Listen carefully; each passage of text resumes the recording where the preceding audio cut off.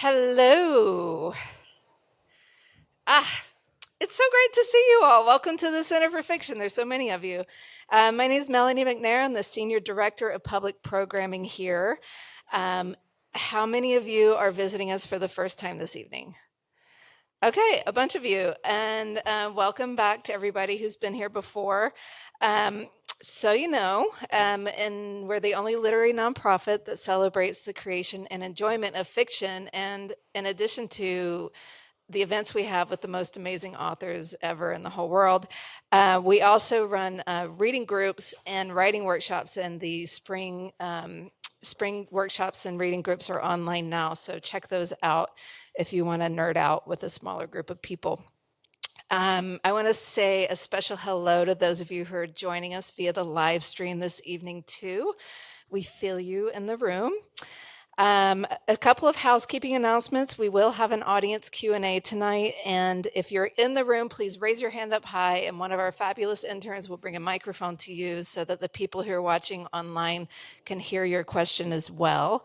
And if you are watching on YouTube, you can type your question in the chat at any time, and we'll get to a couple of those before we wrap up the evening. When the event is over, you can purchase your books in the bookstore by going out the back door and then come back here and line up the center aisle to get your books personalized. They are already pre-signed, so if that's good enough for you, then you can grab it and go. Just out of curiosity, how many of you read The Great Believers? All right, how excited are you for this new book, right? Right? It's really good. I read it. All right. So please let me introduce our guest. Rebecca Mackay's last novel, The Great Believers, was a finalist for both the Pulitzer Prize and the National Book Award. It was the winner of the ALA Carnegie Medal, the Stonewall Book Award, the Clark Prize, and the Los Angeles Times Book Prize, and it was chosen as one of the top 10 best books of 2018 by the New York Times. Her other books are the novels The Borrower and The 100-Year House, and the collection Music for Wartime, 4 stories from which appeared in the Best American Short Stories. She's a 2022 Guggenheim Fellow and is on the MFA faculties of the University of Nevada, Reno at Lake Tahoe and Northwestern University, and is Artistic Director of Story Studio Chicago. And joining her in conversation is Kristina Gorcheva-Newberry. She was born in Armenia and raised in Soviet Russia. Kristina moved to the US in 1995 after having witnessed perestroika and the fall of the Iron Curtain. She is the winner of the Catherine Ann Porter Prize for Fiction, the Tennessee Williams Scholarship for the Sewanee Writers Conference, and the Raj Schumacher Prairie Schooner Book Prize in Fiction for her first collection of stories, What Isn't Remembered, which was longlisted for the 2022 Penn Robert Bingham Prize and shortlisted for the 2022 William Saroyan International Prize. Her debut novel, The Orchard, which we have signed copies of for you to buy, was published last year and was among the New York Post Best Books Top 30 Must-Read Titles of the Year. Please welcome them both to the stage.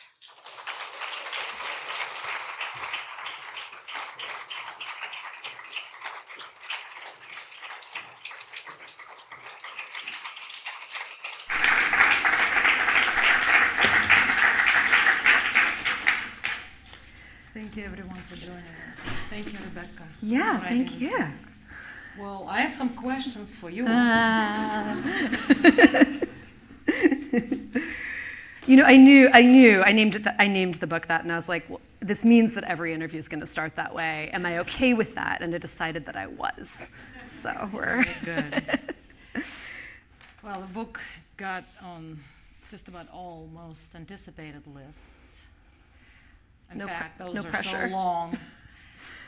My mother was beginning to eat dinner. By the time I finished reading her the list, she was doing her dessert. So. Congratulations on a wonderful book. Thank you. I want to start this conversation by telling that I read all of your books. And each one is wonderfully different, as they should be. And as a writer, I know that we don't just pick any story to tell. We have to get excited, provoked. I think when we write stories, we're looking for some unattainable truth. that we hope to discover through a narrative act. So sometimes the story picks us. It sort of imposes itself on our artistic imagination, our life. We must tell it. We know we must tell it. We feel compelled. So my first question is, why this story? Why did you feel compelled to tell this really heartbreaking and thought-provoking narrative? Yeah, no, I like the way you asked that. So it's funny because I think that it's a story, part of it, that so many people kept asking me when I was going to write, specifically when I was going to write a boarding school novel, because I do live on the campus of a boarding school where my husband teaches. We've lived there for 20 years. I do not work there at all. I just live there. But the longer version of the story is it is the school that I attended as a day student when I was a teenager. So I was a day student there, left, went to college, went to graduate school, did stuff, met my husband on the East Coast, dragged him back to Chicago, and the place where he got the job teaching, because he was already a teacher, was my old high school. So I have lived at my high school for the past 20 years, which it sounds weird, but then you think about people who stayed in a really small town where they grew up and they live on the same street as their high school and they drive past it every day. It's maybe not that unusual a situation. Just living literally at it is the odd part.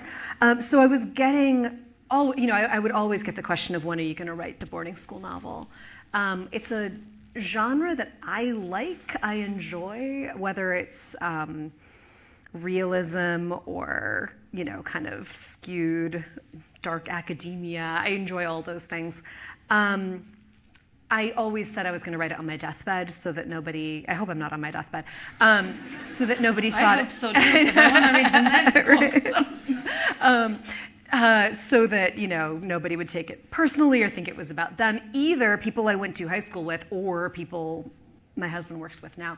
But then the story just, the actual plot was what compelled me to actually start writing, and this idea of classmates having to reconvene, to reimagine the past, to re-remember the past really is more accurate. That, a very, very small part of this was my listening to Serial, and it's driving me a little nuts how, any review is a good review, but the ones that go clearly influenced by Serial. But it was a very small part of it, but the part of that, listening to that first season of Serial that intrigued me was the idea of classmates needing to reconvene and to talk about what had happened decades before, and to see whether their memories were, do they have a more accurate take on things now that they're adults and they're looking back with an adult's understanding?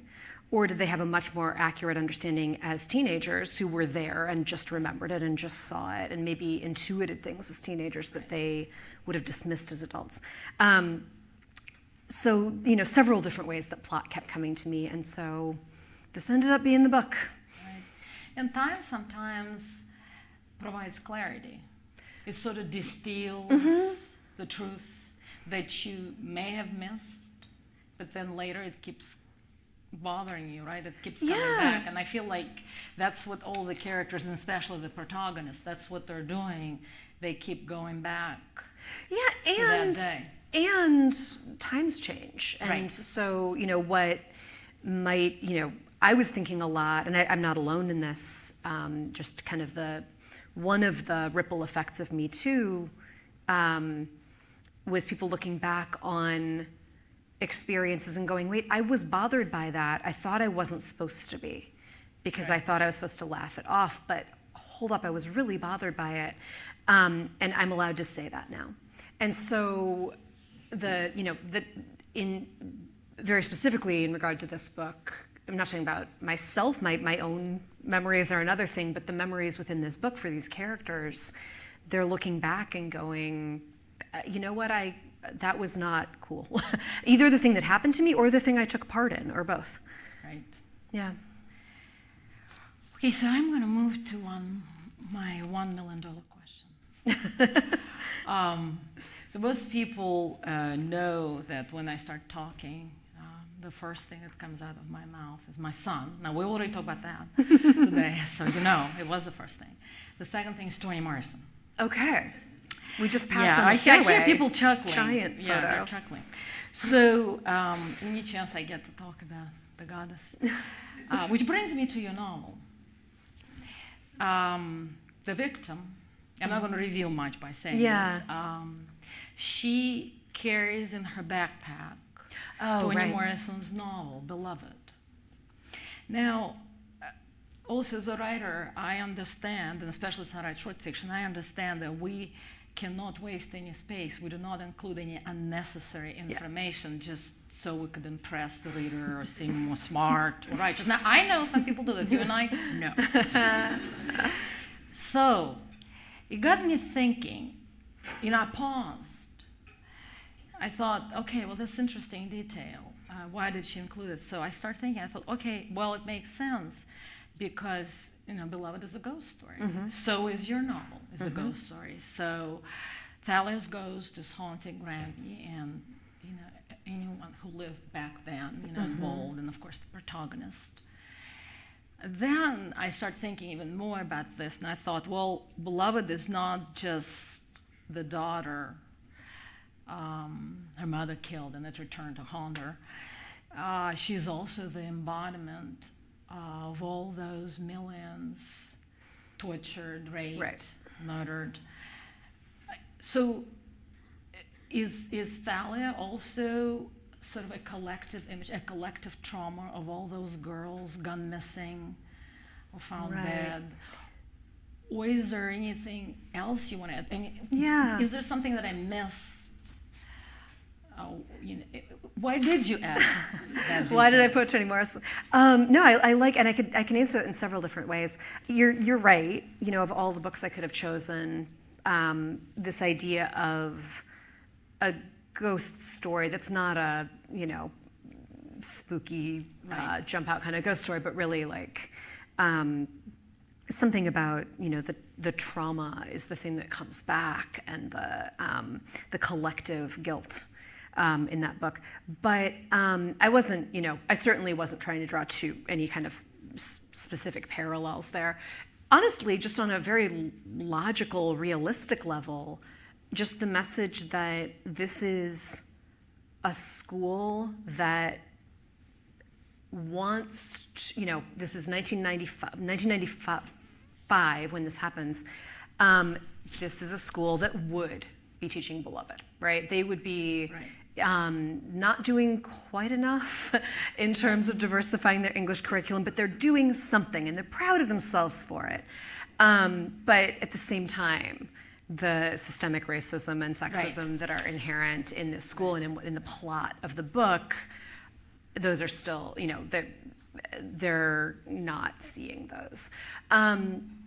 There is a collective, you know, I certainly wasn't consciously trying to draw any parallels there.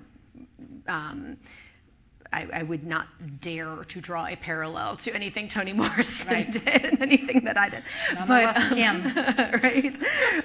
but there is this collective sense. Not that, you know, Thalia, the young woman who's died in this book, not that she's a symbol in any way or anything like that, but there's this weight of the idea that by dying, by the way she died, by the way that the public has adopted this story, latched onto it, as the public latches on to just a few certain stories that all tend to look the same in certain ways, that she becomes someone, you know, she becomes sort of a collective entity for everyone's individual baggage.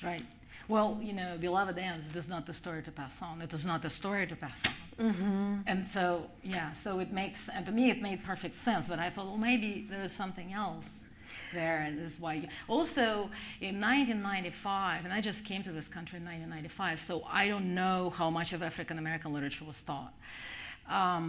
But or how many of us actually mentioned any of those tensions like we do now.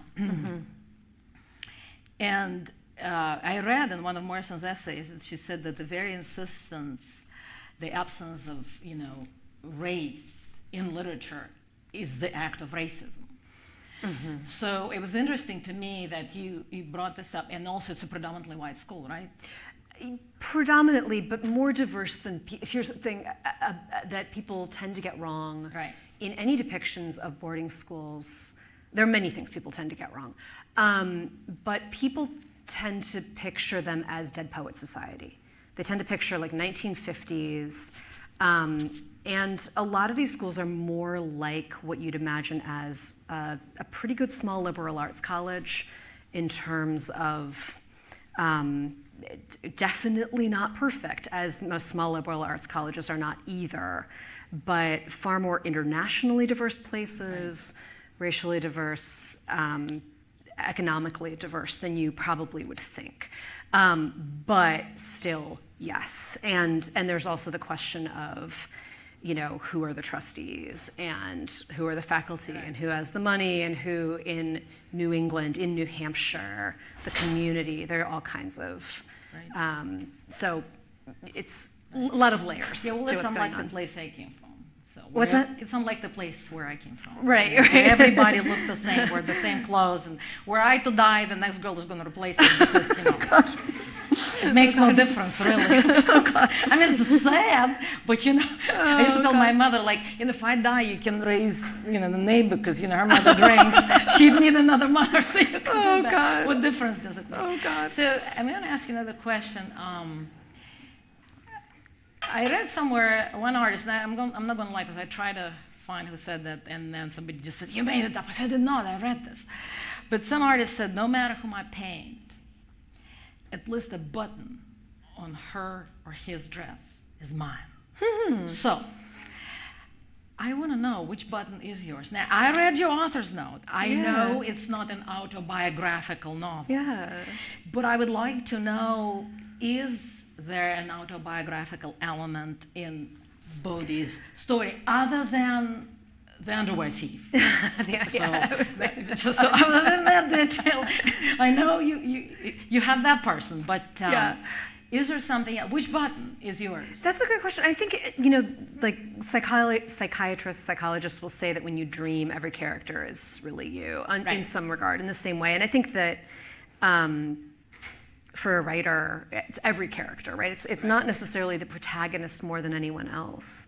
And it's not necessarily someone who's demographically more like you rather than someone else. We don't have to take psychedelics to hallucinate. That's what we do every day. Right. We sit in that room, we close ourselves off. Yeah. And we induce those hallucinations. Yeah. But I think for this character, there was, I in very different ways felt like an outsider at the school I went to. One overlap, she's not quite a scholarship student, it's a little different, but I was like, financial aid, full financial aid kid. At a school that was pretty wealthy, and the kids who, it would get all kinds of complicated things with different groups of kids and which one I might have fit in with, but then the money. So there's that. I was, in other ways though, I was just a year young for my grade. Right. Whereas that's not the case with Bodhi, but Bodhi is from the Midwest and this is a New England boarding school. Not the case for me. Right. I went to school, I was a day student. I lived in the town where one town over from where the school was. So I, sort of first of all, everyone was an outsider in high school, right? Like there is no one in this room who was like, I was an insider, I was great. So any one of us could do that. It's taking that, whatever I felt the nature of my outsider status was, because we all have that, and translating it in a way that I could still completely relate to. But that wasn't me. It was important. It's always important that I'm not writing about myself. It's always important to me that I'm not writing about other real people, not out of anything ethical, but because I find it really limiting. Exactly. I've tried to base characters on real people, and it's just the most limiting things. It's like, well, that's not what that person would do or say. Yes, I don't know what I have them do. The very purpose of writing fiction is to imagine. Right, And, right, yeah. And it wouldn't be very interesting if, you just say, okay, I'm going to describe this person. Yeah, yeah. Just, then why do we write them? Yeah, and there's, memoir. If something interesting enough has happened to you, a memoir would be the way to go. Maybe people love to hear that a story is true, but it's just not the way my brain works. And I was a pathological liar as a kid. Right. Like I just Well, and then it became your profession. So. Yeah. So here you go. Well, like other people, the people are like like in vino veritas, like you drink and you tell the truth. If I'm very careful and I try and I don't do it, but if I get drunk, I lie. And it's like that's my instinct. I don't actually actively do this, but my instinct, rather than to blurt out the truth, is to just make something up. That is. So maybe that's the test. It's like in vino genre. Like you get drunk and then see We're if not you gonna go into getting drunk, especially with a Russian person sitting on stage. We know all about that. Believe me. But like if you get drunk and you want to lie, you're a fiction writer. If you get drunk and you want to tell the truth, you're a memoirist. And if you get drunk and you want to lie on the hood of the car and look at the sky, you're a poet. Right. Well,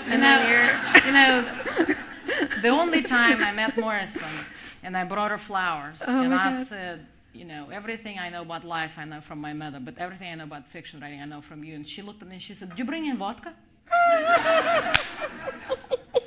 And I said, "Well, had I known, I would have brought caviar and black bread and whatnot." And she said, "What kind of Russian are you?" Oh my God, that's fantastic. I mean, it was a really low moment because when I was telling my friends, they were like, "Yeah, what kind of Russian are you?" I said, "Well, I'm half Armenian." They said, "Well, you could have brought cognac." But go back to your book. I love it. The form. And I'm going to divide this question in two parts. Maybe three, no, two. The form, podcast. Okay. It's a fascinating form because we kind of all live in the form of podcast. So what made you choose that? And also your remarkable ability to carry so much information, to swerve between the characters, go back and forth, and yet you never lose the reader, which is a remarkable thing. I once asked the writer, how did she do it? And she said, well, the novel originally was 800 pages, now it's 400. So was the novel much larger? And It was a little longer. It was maybe 20,000 words longer. Not a ton longer. A little? Okay. So tell me. So why did you choose that form? I mean, other than the obvious, it served the plot, and some people might insist that this is more of your plot-driven novels, Sure. but it's not. I really think it is also character-driven. Well, thank you. So you may have invented a new genre. It's a plot character-driven novel. But so why this form? So yeah, I mean, and when you say, so form, there are so many ways to answer that because it's a mystery. It is, one of the formal aspects that I cared about a lot was that we stay in the present. Right. Even though we're looking at the past, we're not jumping to the past, which is a cool move because fiction can do that where real life can't, and I've enjoyed doing that in other books. But I really wanted us to be stuck in the present and having to deal with memory, and not memory like, I remembered, I was there, 17 pages of chronological detailed memory, because that's not the way that memory works. I've said that in a condescending voice. I have no problem with that in fiction. I like Just the realized I suspension have of to disbelief. rewrite my whole novel. No, it's very no, but like, I mean, I fully, suspension of disbelief, I'm in if a character is like, I remembered and here's what happened. And I'm also in if the narrative just goes, boom, 1932. Right. Great. Right. But I didn't want to do that. I wanted it to be like real life where we are trapped in the present. So there's that. The podcast thing that you brought up, and it's really not so much the form of the book necessarily. There's really only one chapter that's kind of like, here was a podcast episode. But, it's a major way that we consume narrative. Exactly. It is definitely the way most of us consume true crime, which is, I'm not writing true crime. This is fictional crime very specifically, but true crime is a topic of the book. And so to write about true crime that's, a story that's happening now and not talk about the internet sleuthing, not talk about YouTube, Reddit, not talk about podcasting doesn't make a lot of sense. So, and it made it immediate, right? I mean, it made it immediate, and you're right. This memory, it's disjointed. It's fragmented. Right. I imagine memories. It's like a quilt. Here's a patch of this, a patch of this, a patch of this.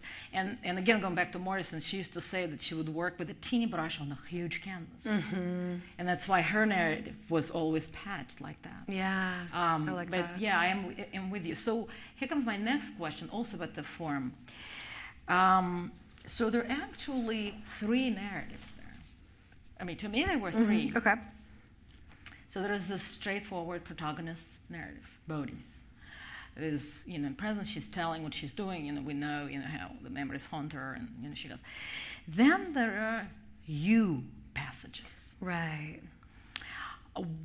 Which I found, they should have felt intruding, but they were not. They were part of the whole. I think, so, yes, I know that Bodhi is addressing a certain character. I'm not going to say more than that. But also, I felt like those passages were addressing us, the readers, right? And as though we are also somehow guilty of that murder that happened so many years ago, that we are like, we're watching it unfold in the pages of your novel. However, I keep thinking, my God, was I someplace where somebody got killed and I didn't know about that? so you keep questioning yourself. Yeah. But then there were other passages. They started one that. So that's the and I assumed, and that's probably wrong, that they also reiterated or you embedded segments of actual crimes. Right. So is that right? Yeah. So and this is actually perfect because I know they wanted me to read something from the opening, which is that. So I'll answer and then I'll read something so people can see what we're talking about. But unless you all read it all today, which would be really impressive. But if you haven't, I'll have some questions for you. Right. No. So that second person part, I keep getting asked in interviews why I decided to do the second person, and the thing is I don't remember. I was thinking about this for years, and then I finally started writing. I was at a writing residency. I was at Ragdale near Chicago. So in this zone, in the trance, at the desk, one of those places where people have been writing in this room for decades, and you know who was in the room, and you feel the vibes, energy, right? And I was in this room for 3 weeks writing, and somewhere in that time, I decided to make this second person, and I have no memory of how that happened or why. So I have no answer. Anytime anyone asks me that, I have no idea. Except that, or rather, I don't know why I tried it. I know why I kept it, which is that it was working for me because it was accusatory. It is this. It's cute. It's not entirely accusatory. This is also someone kind of beloved, but she's sort of figuring it out for herself, by kind of mock talking to that person. Yeah, and also too, I am someone. Sometimes people nod along like they know what I'm talking about, and often they don't when I say this. But I very often imagine someone watching me doing whatever I'm doing. Like I just had like a certain person. You're talking to yourself. Right. I talk to myself, but it's like, it'll just be for some reason that like my 4th grade teacher is watching me, or my, some guy I used to know, or whatever, the We hear ghost kids of do whoever. that all the time, right? Yeah. So, I mean, I know they're not. It's not. It's just like it's part of my consciousness. And so, to me, the idea that like when she returns to her high school, that there would be the person that who's not there, that she imagines seeing her come back. Right. That felt very real to me, and that would be a point of connection, right? Like a way that I relate to the character. The sort of litany aspect that I'll read from in a second, this litany of cases, and so some of them are real, a lot of them are, some of them are fictional. Okay. And I just stuck whatever I wanted to in there. Well, there's some disturbing parts there, and I was thinking, wow, did she make it up, or that actually happened? But they say that there is more truth in fiction than there is in nonfiction. Right. So. Well, and that's like some of these, there are. So basically, here's what I'll explain. The prologue came later, which is what I'll read to you now. I'm probably not supposed to. Nobody reads prologue, so it's not called a prologue, but it is a prologue. But what happened was I really wanted for there to be a story on the news as all of this stuff is going down. So this woman is revisiting, she goes back to her high school campus for a couple of weeks. She's in her 40s. She is realizing while she's there that probably the wrong man is in prison for the death of her junior year roommate. And I wanted there to be a story on the news in the time when she's back on campus that would be just throwing her off in the way that a news story can, right? And I didn't want to pick a real life news story. I didn't want it to be like, it's the Christine Blasey Ford testimony, right, and then have to invest in that and draw our attention over that way and give that its due, which would take a lot of time. I also didn't want to invent a totally fictional news story and have to give that all these details that then would draw away from the details of the story I'm actually telling. So I, in frustration at first, decided that it was just going to be all of them. Like, right. It's just, this narrator is basically going to refuse to tell us what story it is. It's going to be all of them at once. So that's kind of the MO there are these sections, just this kind of motif of these sections throughout, where people are talking about a news story, but they're talking about like 75 news stories at once. The prologue is different. We're not quite at that point yet of there being a news story, but it gets at that. Did you vibe. Write that first or last? No, like later. Not last, but later. Yeah. Well, the first thing I wrote is like back here. I had this, like, the last quarter of the book is them showing up at this hotel for this hearing for a retrial, and everyone has to kind of coexist. And that was going to be the whole book. It ended up being only the last quarter of the book. So the first thing I wrote was probably shows up. Chekhov always insisted that you should ditch the first page and the last page. There you have it. I tried it. Does not work. Yeah, no. And your book starts with. Does not work. But it's not gonna. Yeah. All right. Okay. So I'm gonna read just like the first page and a half, which is not a prologue because it's not called that. All right. You've heard of her, I say, a challenge, an assurance, to the woman on the neighboring hotel bar stool who's made the mistake of striking up a conversation, to the dentist who runs out of questions about my kids and asks what I've been up to myself. Sometimes they know her right away. Sometimes they ask, wasn't that the one where the guy kept her in the basement? No, it was not. Wasn't it the one where she was stabbed in? No.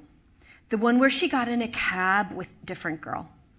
The one where she went to the frat party, the one where he used a stick, the one where he used a hammer, the one where she picked him up from rehab and no. The one where he'd been watching her jog every day. The one where she made the mistake of telling him her period was late. The one with the uncle. Wait, the other one with the uncle? No, it was the one with the swimming pool. The one with the alcohol with her hair around, with the guy who confessed, right, yes. They nod, comforted. By what? My barstool neighbor pulls the celery from her Bloody Mary, crunches down. My dentist asks me to rinse. They work her name in their mouths, their memories. I definitely know that one, they say. That one, because what is she now but a story to know or not know, a story with a limited set of details, a story to master by memorizing maps and timelines. The one from the boarding school, they say. I remember the one from the video. You knew her? She's the one whose photo pops up if you search New Hampshire murder alongside mugshots from the meth-addled tragedies of more recent years. One photo, her laughing with her mouth but not her eyes, suggesting some deep unhappiness, tends to feature in clickbait. It's just a cropped shot of the tennis team from the yearbook. If you knew Thalia, it's easy to see she wasn't actually upset, was simply smiling for the camera when she didn't feel like it. It was the story that got told and retold. It was the one where she was young enough and white enough and pretty enough and rich enough that people paid attention. It was the one where we were all young enough to think someone smarter had the answers. Maybe it was the one we got wrong. Maybe it was the one we all collectively, each bearing only the weight of a feather, got wrong. That's beautiful. Thank you.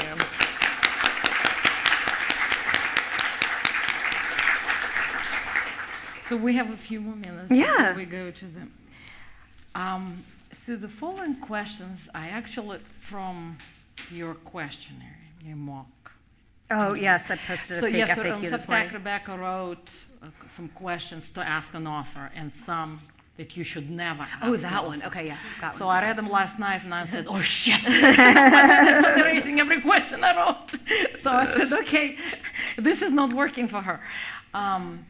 But there were some questions that they're great questions, so I'm going to ask you those questions. like So what was the first passage you wrote? Mm-hmm. And did it make into the final Yeah. manuscript? Okay, so it is now, like I said, it's about 3/4 of the way in. It was basically this woman, Bodhi, whose name I didn't have yet, arriving at a hotel. And she's there because in the original, she's there because there was a retrial and she's been subpoenaed. And the retrial of someone who's been in prison for something that happened in 1995, and it's the present, which I started writing in 2019. And I had her kind of like going into the lobby and scoping things out and going up to her room. And I was so overburdened with backstory because I had to tell not only what had happened in 1995, but also how we got to the position of having a retrial that I did not know what to do besides like back up the dump truck in chapter 2 and be like, here's everything you need to know. So then I was like, I'll just write a quick, maybe like 20 pages of something like kind of prologue that happens first and we'll get caught up. And then that turned into the bulk of the book. And then your publisher says, no, ditch it. And you're like, Well, okay. that it turned basically that first 2/3 of the book is the part that I originally was hoping to skip over and kind of mention all in passing, and to have this be about like the world's worst class reunion, basically, where everyone is trapped together in a hotel. You're not allowed to talk to each other because you're all sequestered, but also everyone's mad at each other and like you have to coexist. And so that's still there. It's just that it's not a retrial. It's something slightly different, just so that we don't think we have spoilers. And it starts on page like 300 something. Right. Well, that's fascinating. It's kind of like Agatha Christie thing, where everybody in the room knows what's going on. Yeah. They will not say. Well, I say this all the time, that my entire adult writing life is just me trying to rewrite The Westing Game by Ellen Raskin, which was my favorite book as a kid. It's all these people in an apartment building, and then they get snowed in. There was a murder, and then they're all snowed in, and everyone's. And I'm just gonna. One day I will just literally type out word for word the Weston game, and then All I'll your be books done. are different, so you haven't been, unlike some of us who keep telling the same story over and over. Right. Somebody always leaves, and somebody always cries. Done. So another question.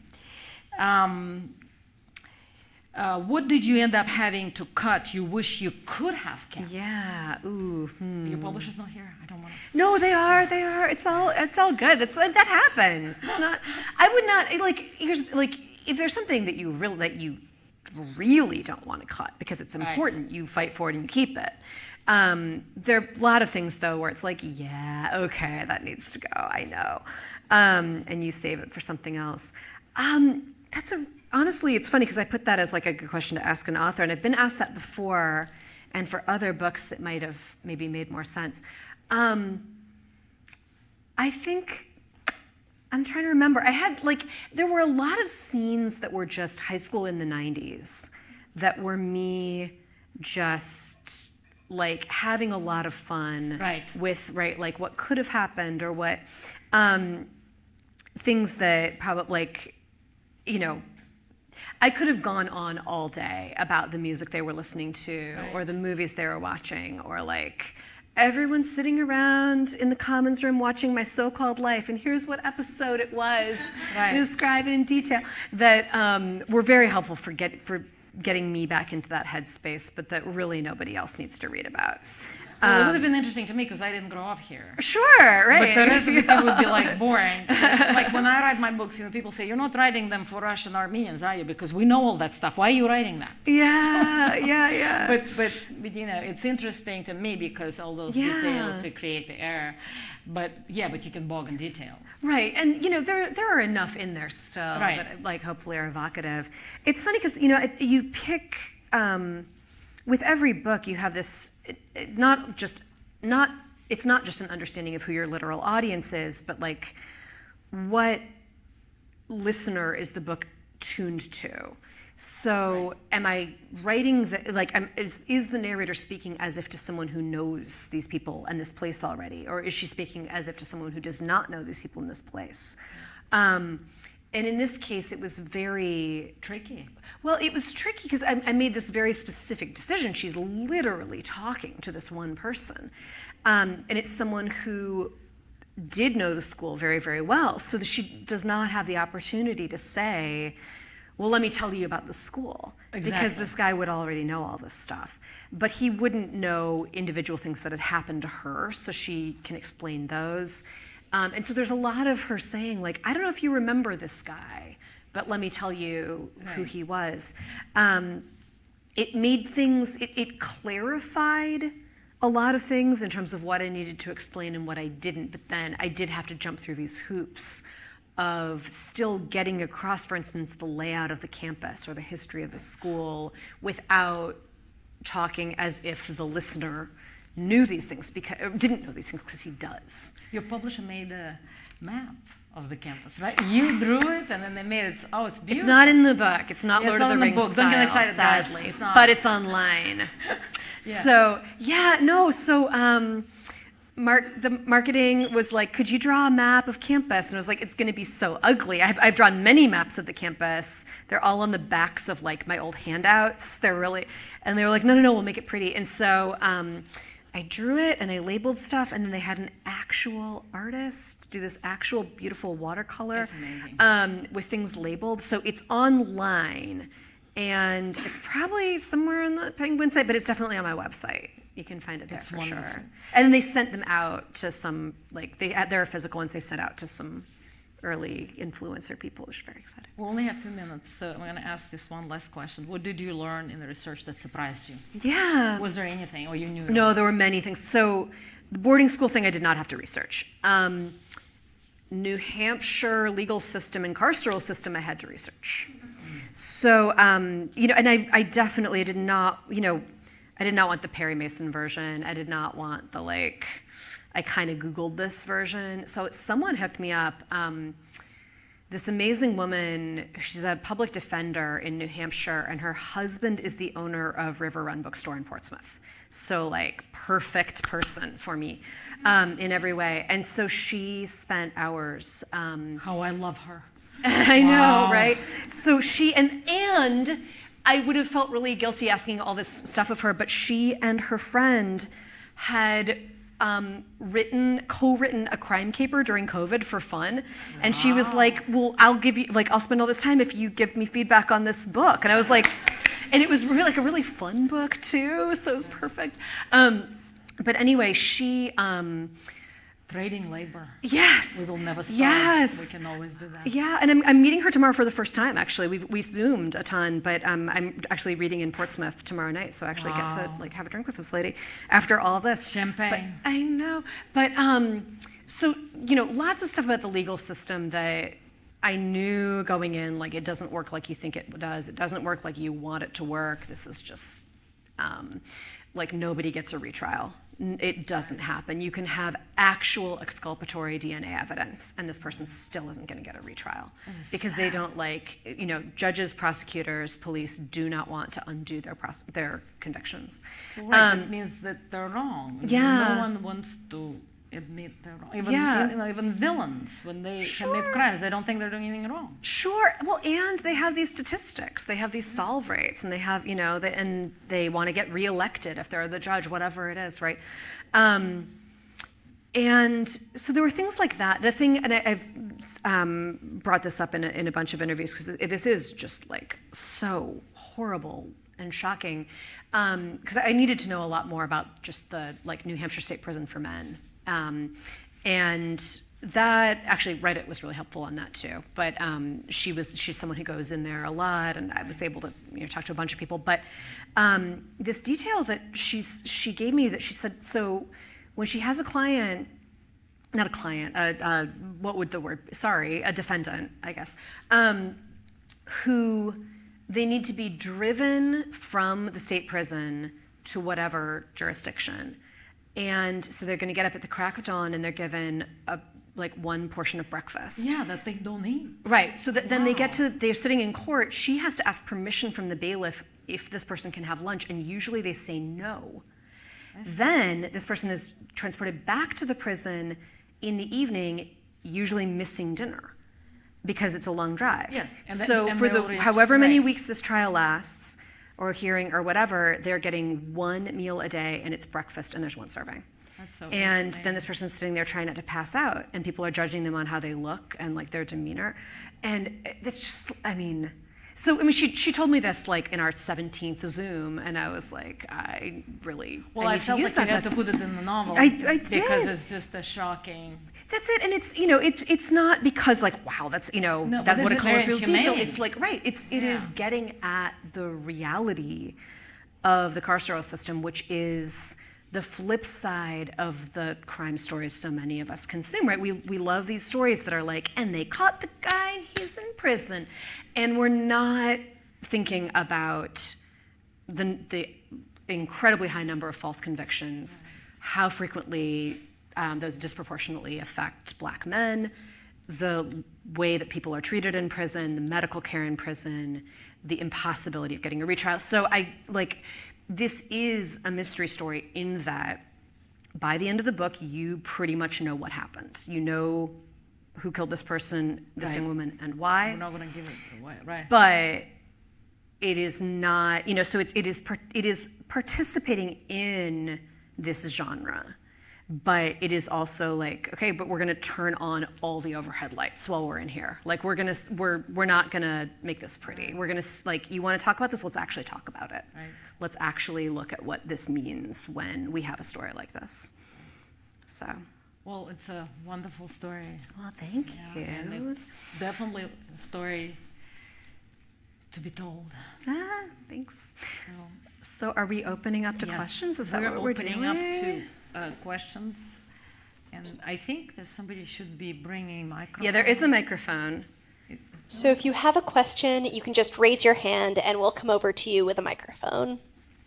The problem is that no one ever wants to ask the first one, and then there's this really awkward moment where everyone's just thinks they're in 8th grade again. It's your only chance. Going once. Yeah, there's one. Oh, there's one. Okay. Hi, Rebecca. Hi. Is this on? Yeah. I want to know if there's anything from college in your book. Hey, I didn't see who that was at first. Hi, how are you? Someone I went to college with. That is a great question. She Yeah, put you in that novel. Yeah. you're on page 237. No, what I'll say is because I was a day student in high school at this boarding school, the realities of roommate experience were not part of my life at that point in time, and they were not until college. And that, certainly, like I got paired with someone lovely my freshman year, and then chose my roommates after that. But just the randomness, I think, of that, like seeing the way that people could be paired together who had nothing in common, and this awkward coexistence that's really not like anything else you have in your life, because even in adulthood, you'd like interview someone first, you'd have something in common. And for me, my mom, when I was filling out my roommate survey before freshman year of college, my mom was looking over my shoulder. I'm a messy person. I stay up late. I get up late. My mom was looking over my shoulder. She's like, you can't say that. They'll put you with someone messy. Say that you're really tidy. And so I was like, okay. And so they gave me this lovely roommate who got up early and went to bed early and had brought cleaning products with her. And I was her worst nightmare. And I felt so bad. And I was always... knew. She knew what to do. No, So she you didn't. No, my mom made this other girl's life miserable. But she made your life. No, I would have been fine. I would have been fine with someone staying up late. Anyway, but the randomness of that, the like dorm life, that's something I definitely know better from college.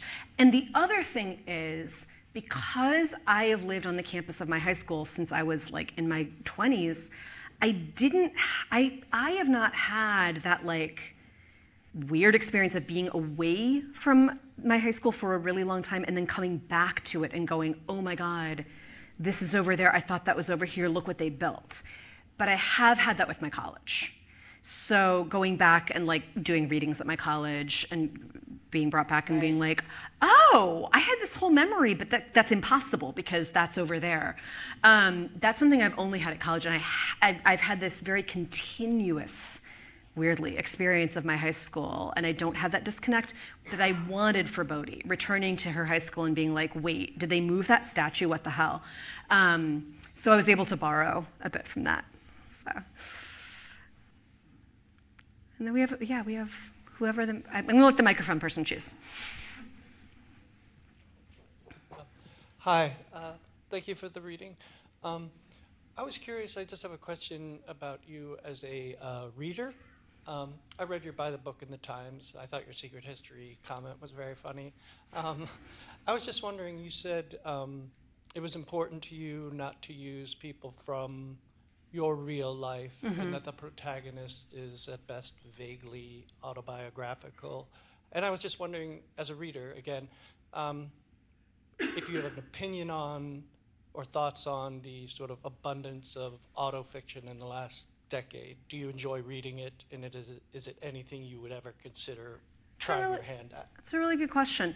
No, there's plenty. I mean, I think like everything else, there are good versions and bad versions, right? But there's plenty of autofiction that I adore, that is either overtly autofiction or that because I'm a writer who knows other writers and I have the inside scoop, I know it's autofiction, even if it's not advertised that way. There's plenty of it that's absolutely amazing. Like I said, I mean, it's just I love reading the really good stuff. When someone's really good at it, it's not necessarily that they've had a tremendously interesting life, but that they are just a very interesting person, and they're able to make the tiniest moment really fascinating.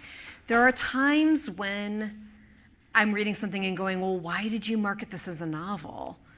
Like this seems like it's so close to your real life, but it doesn't work as a novel. So why not just write a memoir and maybe, and then you just put an author note and say some people and places were combined and have it over with. Right.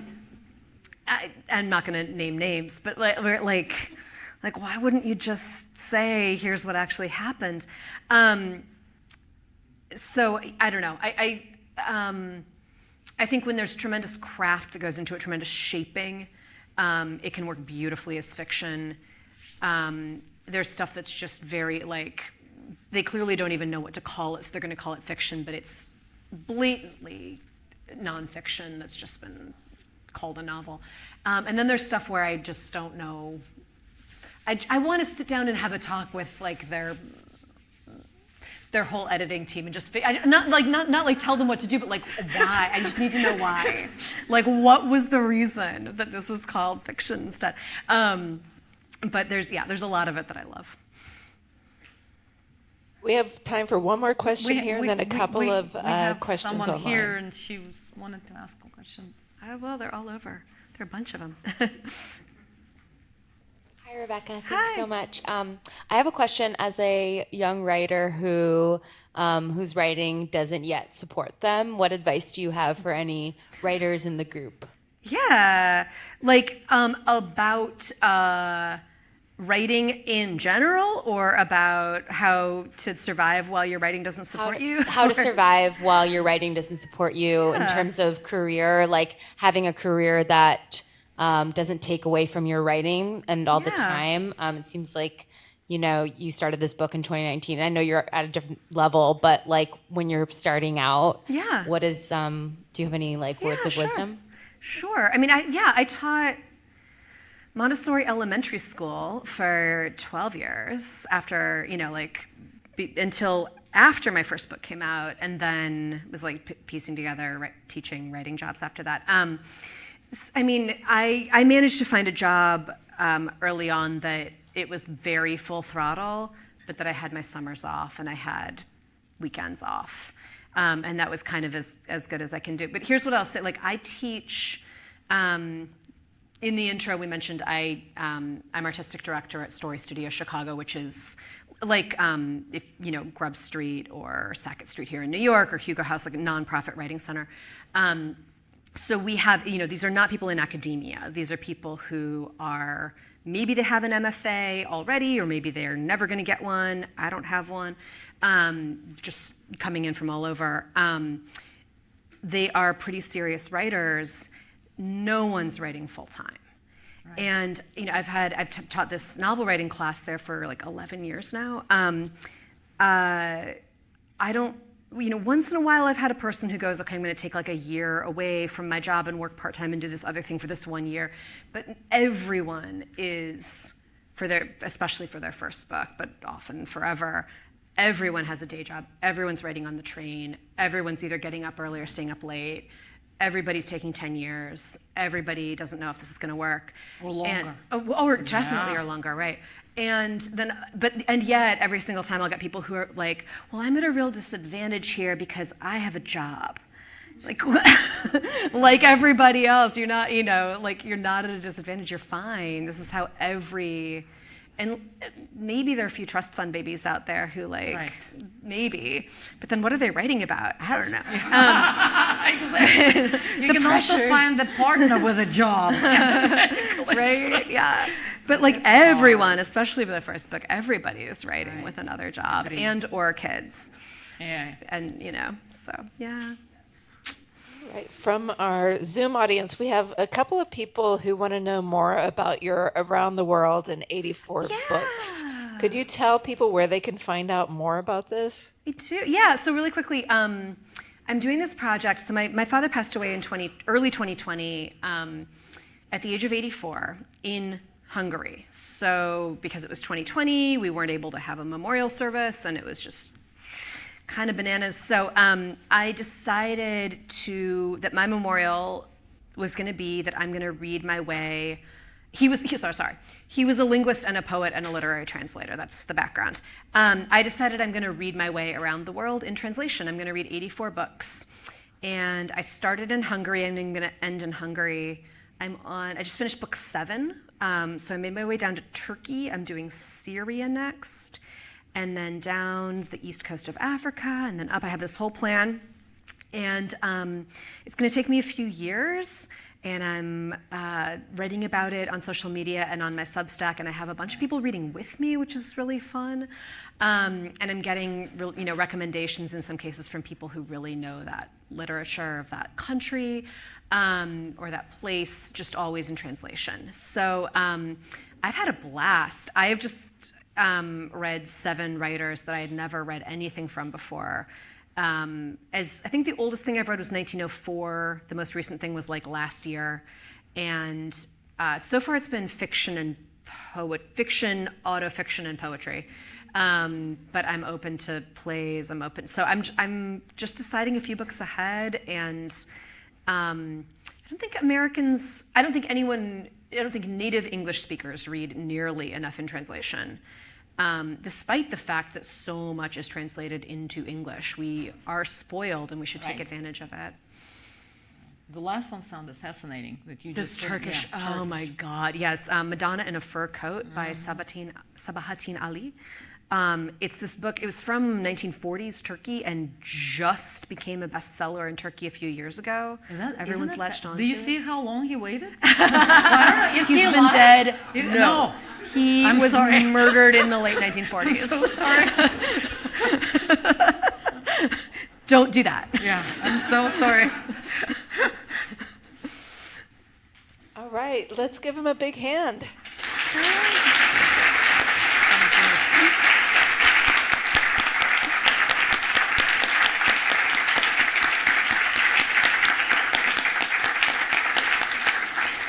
Thank you both so much. Thank you all for coming. Again, just quick instructions for the personalization line. Go out the back doors to the bookstore to buy your books. Come back in here up the center aisle to get in line to get your books personalized. We'll see you soon. Thank you.